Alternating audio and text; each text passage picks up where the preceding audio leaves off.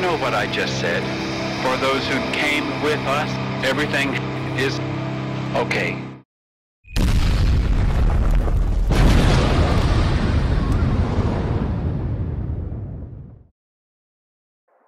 Hey Salty, what do you think about the Tier 8 Kanonenjagdpanzer? Nah, it's a bit meh. Could do with a better gun. A better gun, you say? Let me try some magic.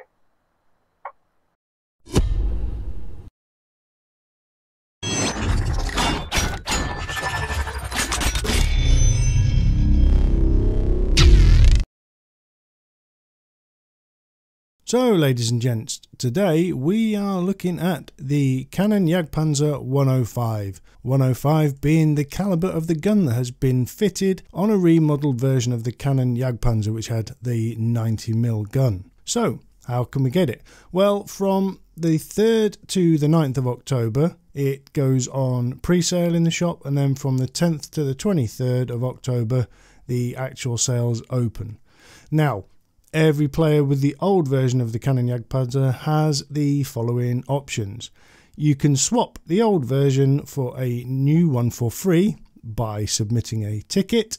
You can keep the old version and buy the standard one with a 50% discount. Every player who has the old version will get the dedicated style for the Kanonenjagdpanzer 105 for free during the swap. But for players that don't have the old version but want the new style, you need to purchase either the Ultimate or the Supreme bundle. Okay, so what we'll do now is we'll have a quick look at the stats and also compare it to the standard Kanonenjagdpanzer and see what difference there is. Well, as you can see, actually there isn't a lot, because basically what they've done is taken off the 90mm and put on a 105. But the difference being the average damage from 240 for the standard now goes to 390 alpha. The average penetration with AP on the Canon is 238, but with the 105 it's APCR and that is 268. I've also got to say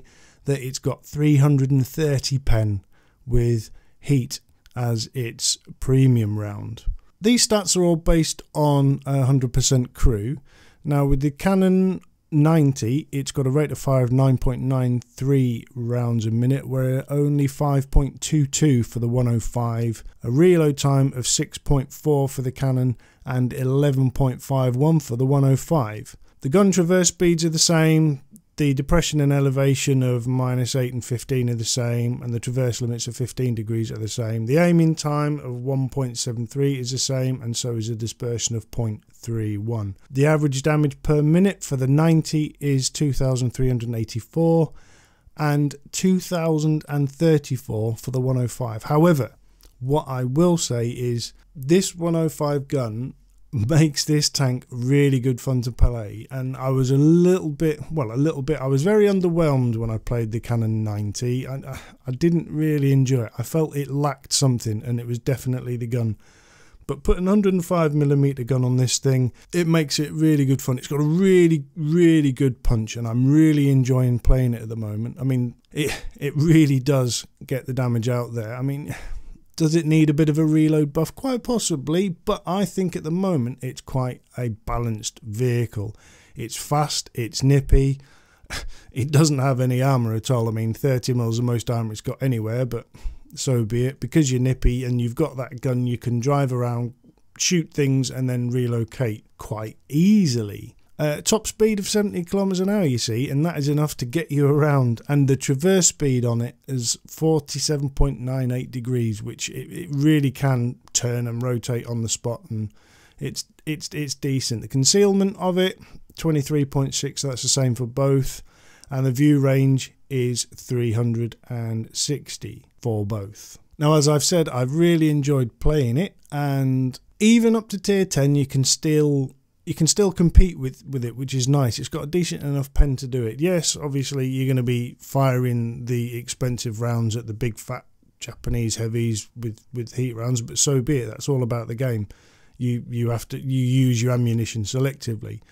But it's premium tank, and it does make good credits, and it also trains your crew. So what we'll do now is we'll have a look at one of my favourite replays I've had in this and what you can expect to get out of it.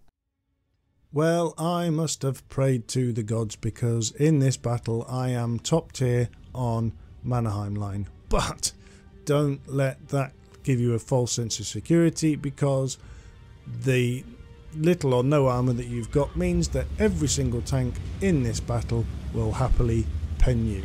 So you've got to play it stealthy, you've got to move around, you've got to use your mobility, you've got to use your cover, you've got to use your bushes and use your gun to great effect. So don't get spotted. The minute you get spotted, everyone's going to make a beeline and try and shoot you.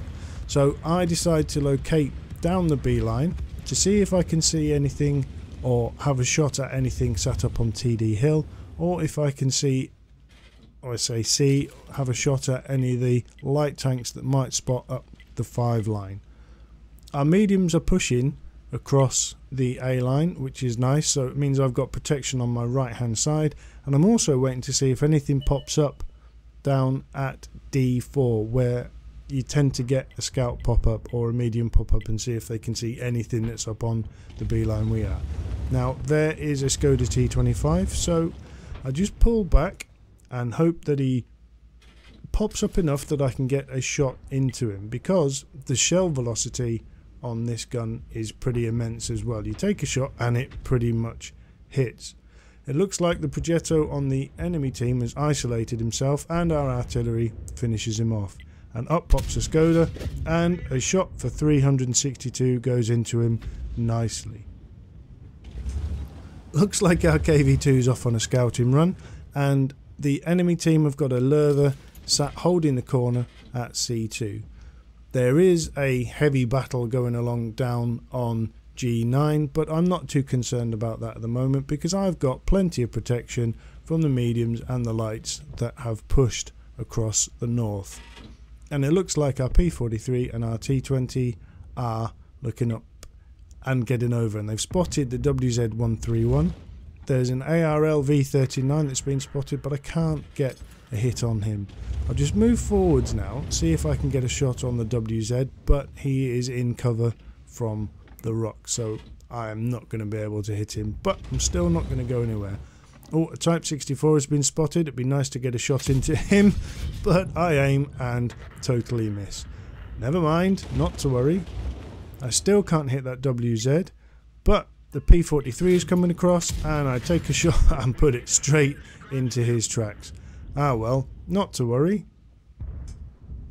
T64 is pushed across to try and get into a spotting position, but at the moment it's still a bit of a waiting game. The Lerva is still on full health on the corner of C2, and I look and I see behind me, sat right up in the corner, is an Achilles. He is hidden right up behind RT, and it's a really good position to be in, because you can get shots on the heavies that push up the 9 and poke over on the ridge at FE9.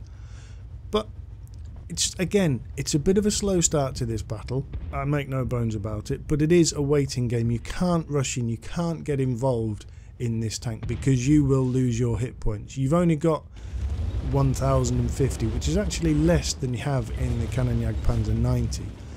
Now, over to the B12 area, it looks like the P43, the WZ131 and the Lerva have actually finished off the tanks that were there. So I'm not confident our Progetto and our T3485M are going to be able to hold them. So I move back and I think, well, the Achilles has got it right. I'm going to go and sit up there and wait for him. And I am right. The 131 has finished off the T3485M, which just leaves that Progetto, leaving that flank pretty much exposed unless our Progetto can do anything with those tanks that are coming across. So I'm going to sit up here and wait, use my camo, and just be a little bit stealthy. And now the Lerva has finished off the Progetto 46.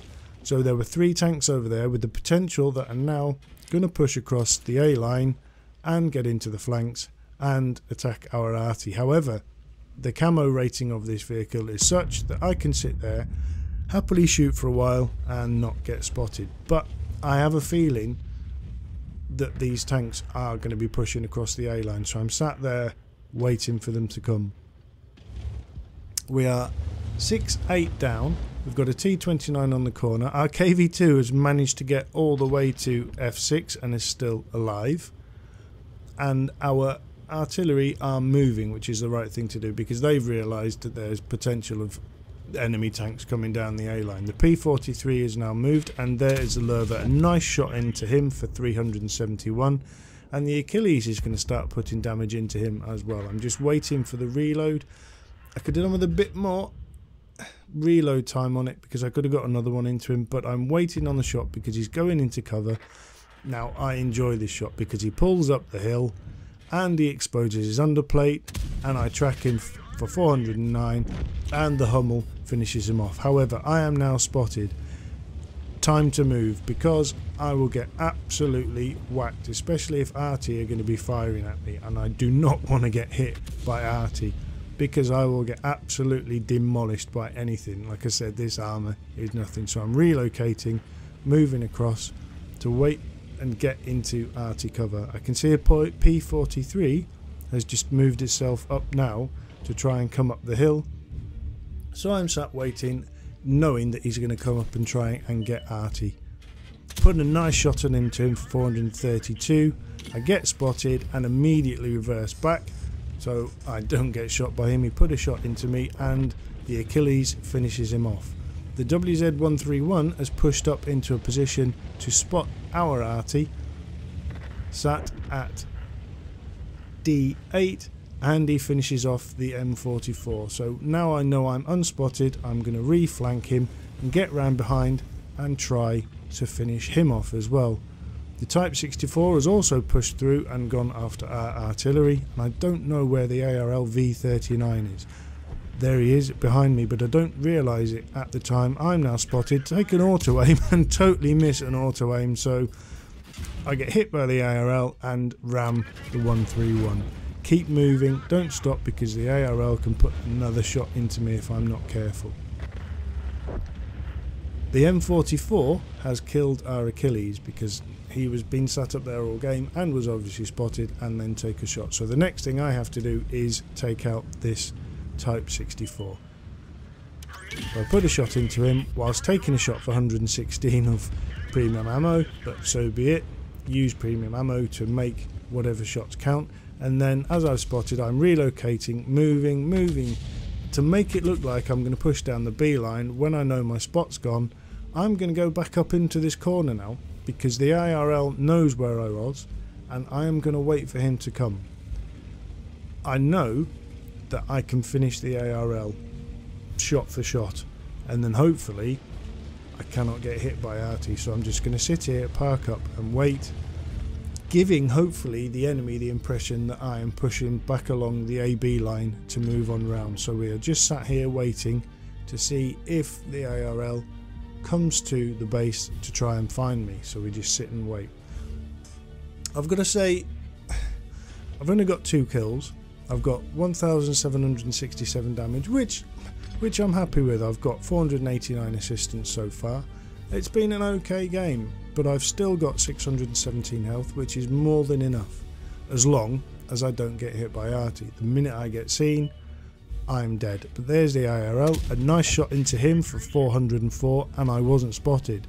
So I'm waiting for the reload. He goes low into a bit of cover, so I'm just sitting and waiting to see which way he's going to pop up. There he is, he's popping up now, and I hold the shot until I've got a clearer shot onto him, right into the side of him, 206. And I wasn't spotted. I wasn't spotted and he was that close to me. Now it's time to go hunting wabbits. There's 3 artillery pieces left. I need to go and find them. So, best thing to do, long way round. We know where they're going to be. They're in the K12 line. So we're going to take a trip all the way around the map and see if we can find them and kill them. Now that's the great thing about this, is this tank has got speed, a top speed of 70 kilometers an hour. It shouldn't take me all that long to get there.